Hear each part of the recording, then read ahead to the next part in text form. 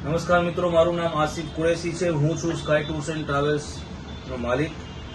આજરોજ બધી જ ગઈકાલથી જે ખબરો આવી રહી છે કે બોર્ડર ઇલાકાઓમાં સૌથી વધુ તણાવભર્યું વાતાવરણ ચાલી રહ્યું છે, તો લોકો જવાનું ફરવાનું ટાળી રહ્યા છે.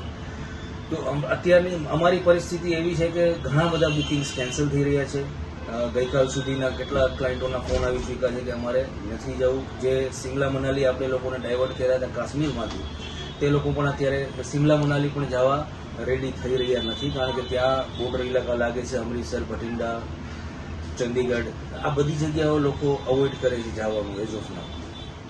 ખાસ વાત કરીએ તો સૌરાષ્ટ્રમાંથી મે મહિનો એક પીક ટાઈમ એવો હોય છે કે સૌરાષ્ટ્રના લોકો 45 ડિગ્રીમાંથી -, ડિગ્રી સુધીના તાપમાન સુધીમાં દેશમાં જતા. શું કહેશો તમે?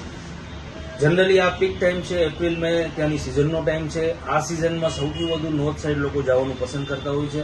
આ સમયની અંદરમાં સૌરાષ્ટ્રની અગર વાત કરીએ તો બહુ બધા લોકોએ બુકિંગ કર્યા છે, હજારોની તાદાદમાં. પણ આ સિચ્યુએશનમાં કોઈ ઘર પરિવાર લઈને જતું હોય તો એ લોકો એક વખત વિચાર કરશે કે આવા તણાવભર્યા પરિસ્થિતિમાં અમે લોકો કઈ રીતે સર્વાઈવ કરીએ. તો માણસોની જવાની તમન્નાઓ પૂરી છે, પણ આ પરિસ્થિતિઓ એવી સર્જાઈ ગઈ છે કે આ પરિસ્થિતિમાં જવા લોકોનું ટાળવાનું કહે છે. લોકો ક્યાં વધુ ડાયવર્ટ છે? અત્યારના સમયમાં કોઈ જ્યાં બોર્ડર ઇલાકા નથી લાગતા એવા લોકો જવાનું પસંદ કરે છે, જેમ કે ગોવા છે, મુંબઈ છે, કર્ણાટકા, ઊટી કોડાઈકેનાલ છે, કેરલા છે. પણ ત્યાં અત્યારે ગરમી વધુ હોય છે, પણ જેને ફરવું જ છે એ લોકો ક્યાંય ને ક્યાંય જવાનું પ્લાન કરશે, અથવા નજીકના કોઈ એરિયામાં જવાનું પ્લાન કરશે કે ભાઈ જે લોકોને 8 દિવસનો પ્રવાસ હતો એ લોકો 4 દિવસ નજીકના સમયમાં ક્યાંય જતા રહે.